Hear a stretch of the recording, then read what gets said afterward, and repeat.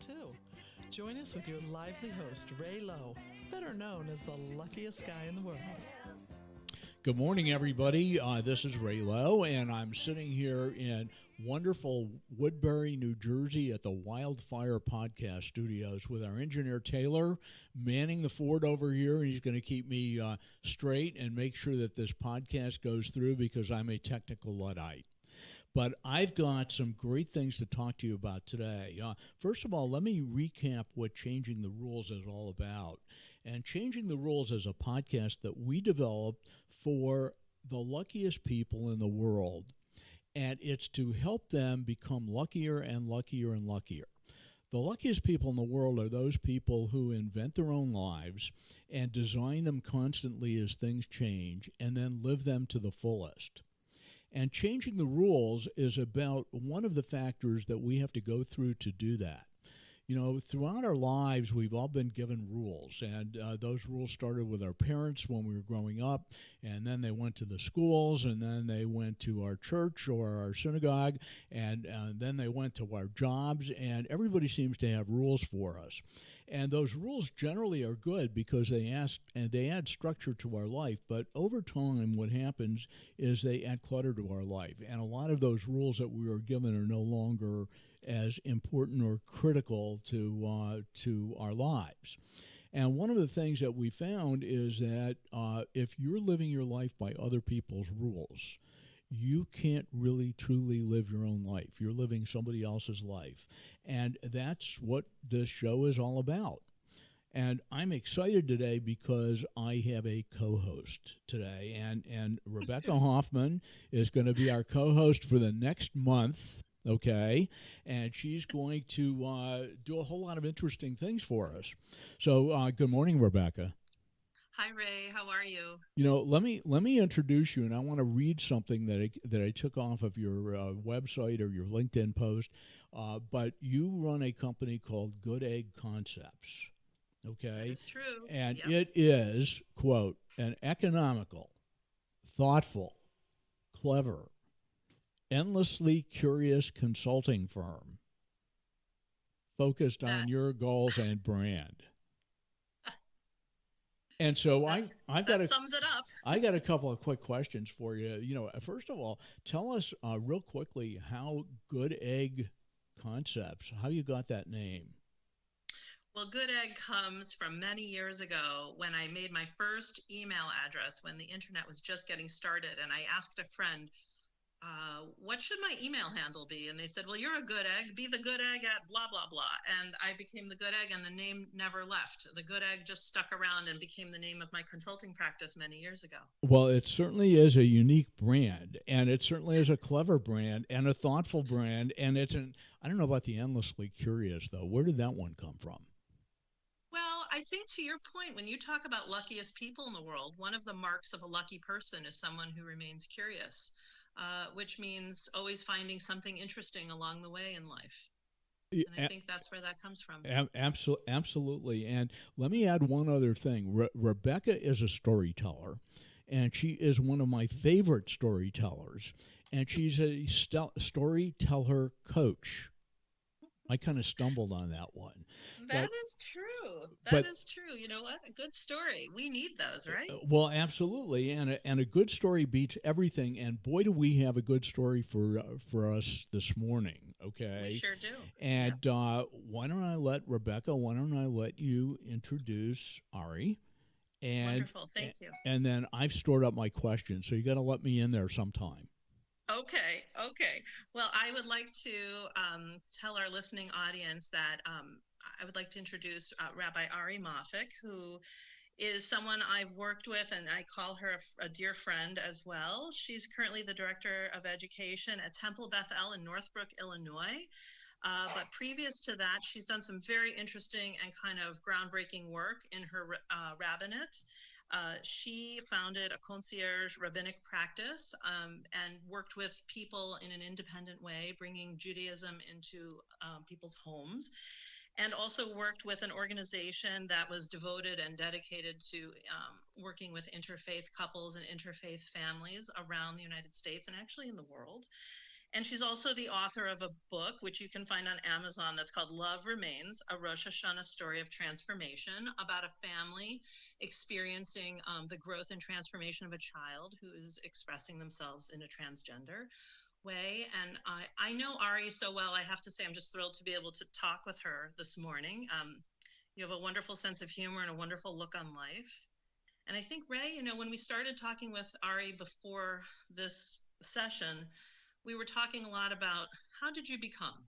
And really, I think it's interesting to hear, how did you choose to become a rabbi? Well, thank you so much for having me. I'm so happy to be part of this conversation.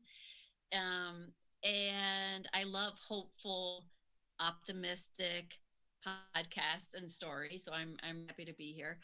You know, it may seem like a very unusual career to become a clergy person, but somehow for me it seemed kind of normal. I don't know, but I grew up in a secular-ish Jewish home in the suburbs of Boston.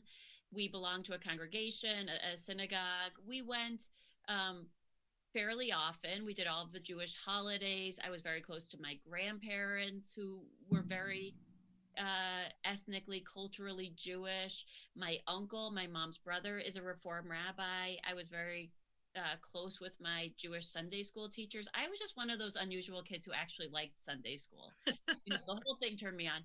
I loved thinking about God, the way the world works, ethics, philosophizing. And I did all the Jewish youth group things. I spent a semester of high school in Israel. And that's just how the path unfolded. I knew I wasn't going to be a pulpit congregational rabbi for a lot of reasons. I'm sort of an introvert, weirdly, but I did a master's in Jewish education, and so I based my rabbinate in education. And along the way, I've done a lot of life cycle events. So that's can you talk a little bit about your rabbinate? You are changing the rules. I mean, Ray is working very hard through this podcast and his other initiatives to help people see that when you change your rules, you can become the luckiest person in the world and feel like life has been extremely fulfilling along the way. How are you changing the rules through your rabbinate?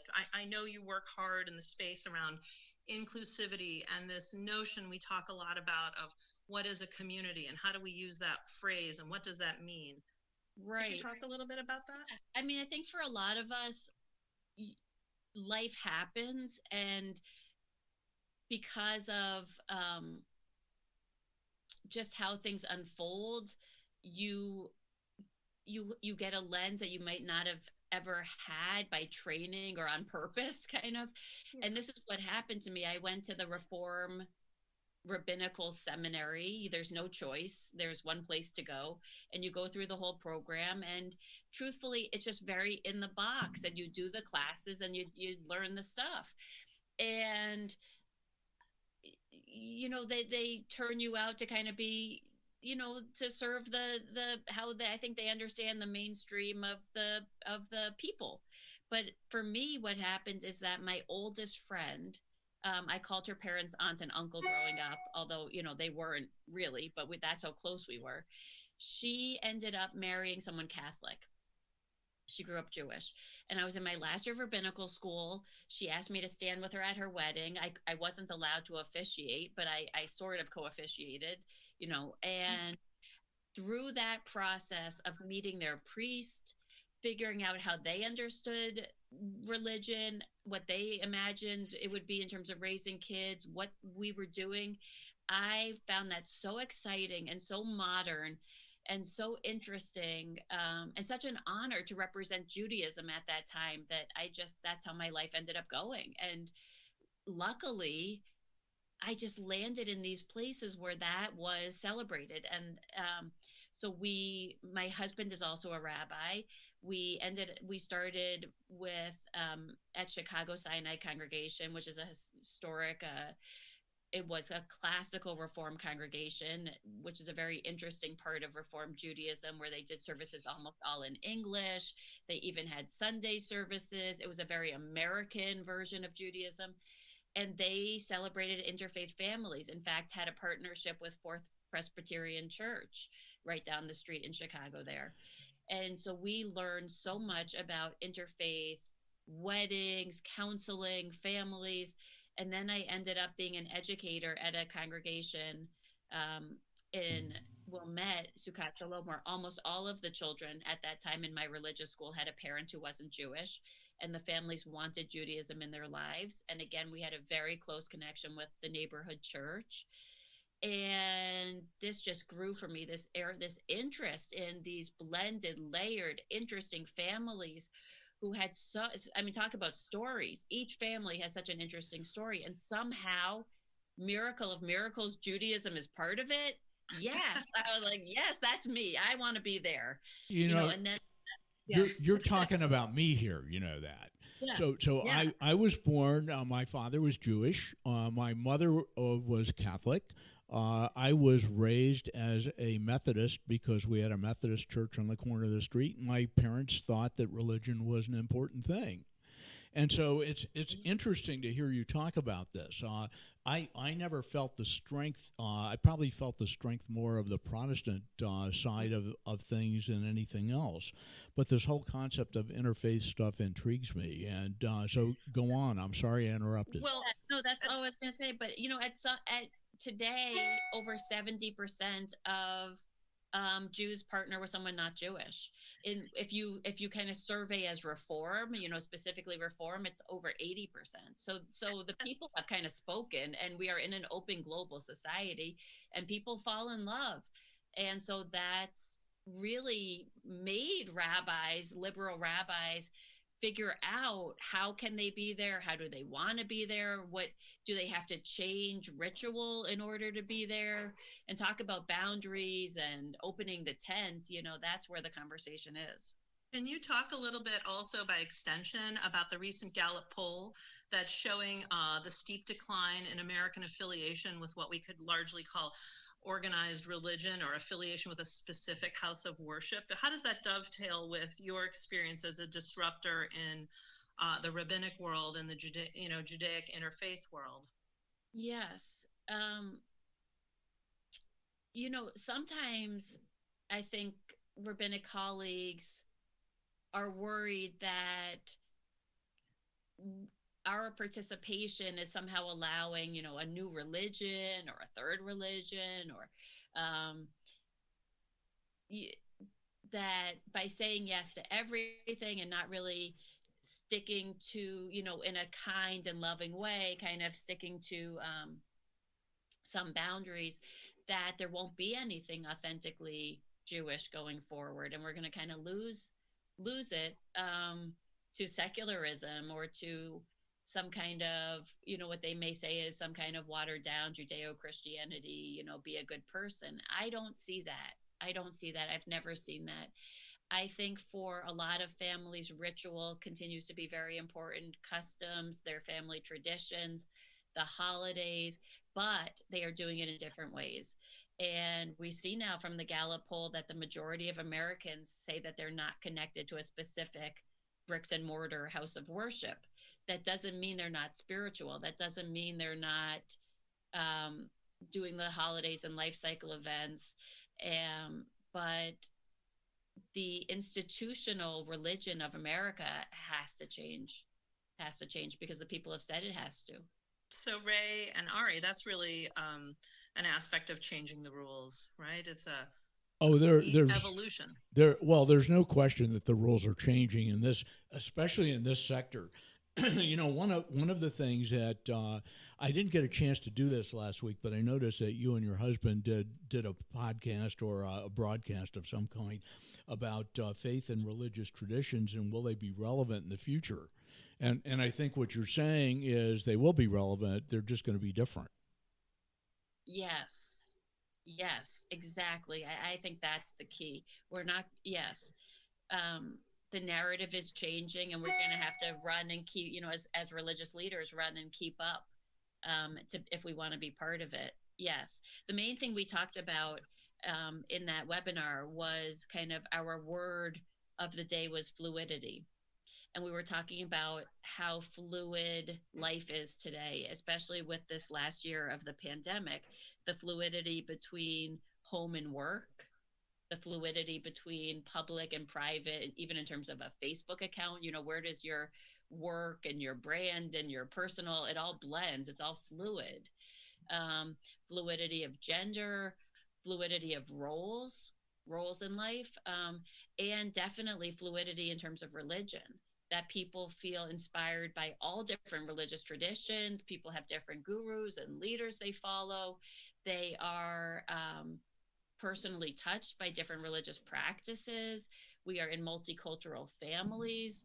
And so for mainstream organized religion, I think it's going to be important to embrace this fluidity with open arms.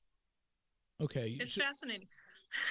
No, Go ahead, Rick. Yeah, it is fascinating. And one of the things that when we did our pre-interview, you talked a little bit about the state of marriage today too. Do you want to comment on that? Well, yeah, I mean, I think young people see marriage in all different ways. I mean, for some people, it's still, a beautiful covenant. Some people don't want to enter into the institution and they live as partners. There's polyamorous families. There's all different kinds of families. There are single parents by choice, blended, layered. I mean, the just even thinking about a nuclear family, whatever you're thinking of in your mind, expand it out, because their families come in all shapes, sizes, ways, and that is another thing that impacts religion. Well, and these expressions of diversity that emanate from the core of the home, in a marriage or in the home or the family, how do you help people feel connected in a world that it does appear to be so connected, and yet there's so much loneliness and such a sense of disconnection?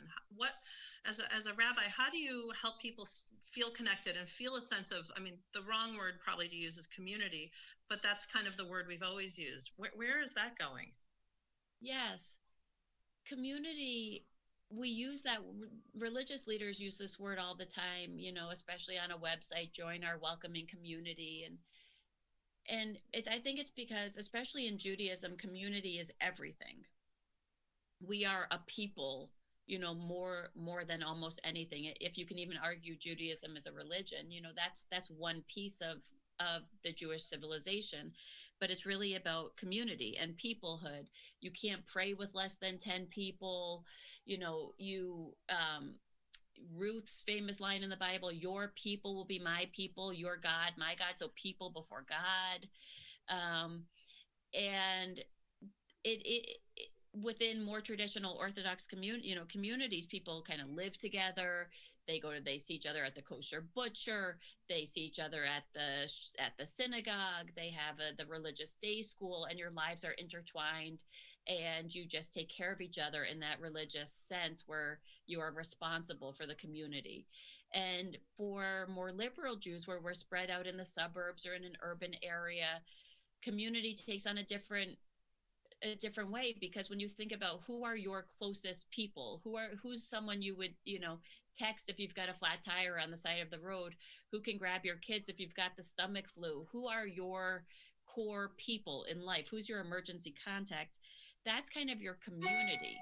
And then so does a synagogue or church kind of have to be a community? Do you need that from that? Or are people looking for something else from their house of worship? That's their way for education. That's their center where they can come do the services and holidays. But they need that sense of community less. And then for some people, they do want that sense where they want to feel part of something bigger than themselves. They want to feel that their community works to, make change in their neighborhood and even in the world.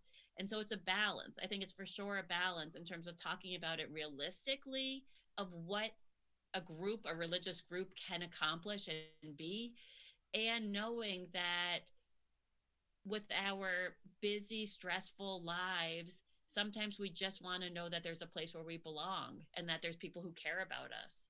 You know, let's go back a little bit, because you started out kind of in the traditional course of being a rabbi. I think you had strong roots as to why you wanted to take this path. Now you've thrown in all of these things that are changing in here.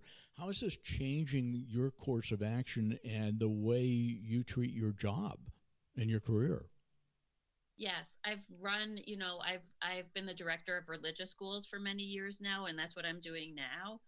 And so I think so deeply, and I really do the sacred struggle of figuring out what the point is and why children come on Sundays for a couple of hours and they come during the week to learn the Hebrew. And I really take very seriously what we're doing and what I'm sharing with the children, and what this experience is about, because I don't want it to be anthropologic where I'm saying, children, the Jewish people, did this thing, Shabbat, but what I'm telling you has nothing to do with our lives, and we don't do it in that way. And maybe you're thinking that's the right way to do it, but none of us do it that way. So we're all doing it wrong. I'm very careful not to have that narrative, and to say, some people have this practice, some people have this practice. And what we want to figure out is Shabbat, let's say the Sabbath day, is a gift for humanity, telling us, imploring us to rest, to stop, to put down the phones for a minute, to look at the people in your homes and, look at each other in the eye and say, hello, we live together. How are you? And to have a good meal together, to go for a walk, to study something of interest. This is the gift of the Sabbath, of Shabbat, of coming together, even in prayer or song. But it's going to look differently maybe than the textbook shows it. So I'm always trying to translate for a modern sensibility, truly, and make sure that we're not alienating people, but drawing people in. So how would you tell our listeners, as they hear this discussion, how they might go about their life to find even greater fulfillment without judgment within their faith? Or what if they're of interfaith and they're mixed? Yes, I mean, I think finding like-minded people, and this is where this community comes in, and some people are finding it online, and definitely I think people yearn for in real life as well. So, don't give up. There are so many creative things happening in religion, truly. Startup churches, congregations meeting in all different interesting places, third places. There are clergy people who are of the people with you, struggling to have meaning in life. And don't give up. Keep looking for like-minded people, and, be vulnerable in it, and try to, figuring out how we are now as adults, not what we felt at 12 or 13 or 15 or 20 or whatever, but now, what do you believe about the world now? What do you believe is out there? How do you make sense and order of existence and our purpose in life? And, if you care about those things and that kind of is interesting to you, then there's going to be, I think there will probably be religious, cultural things that will speak to you. Okay, we're getting near the end of our time, unfortunately. Time flies fast when you're telling good stories, right, Rebecca? Right, absolutely. So, it does go too fast. So, Ari, do you have any last comments that you want to make, that you want people to think about or sum up somehow? I guess just, maybe if you have found a community or a method or a practice that works for you, that's so wonderful. And if you're looking or searching and things haven't really clicked for religion, or you're unsure, realize that things are changing. They are. And be part of it. Be part of the conversation. Talk to religious leaders about where you are and what you're interested in. And, we can't wait to meet people who are interested, because that's really, that will be key for us going forward. Cool. Well, thanks very much for being with us. You certainly have made changes in your life. You certainly are continuing to change in your life. And I think you found the pathway to become one of the luckiest people in the world. So welcome to our community, too, Ari. Thank you, Ari. Thank you. And This is wonderful. Ari, thanks again for being with us. And Rebecca and I will be back next week with another wonderful podcast showing another part of Rebecca's great storytelling, whatever. Okay. So thanks for being with us, and we'll see you all again next week. Thank you. Thank you for listening to Changing the Rules, a weekly podcast about people who are living their best life and how you can figure out how to do that too. Join us with your lively host, Ray Lowe, better known as the luckiest guy in the world.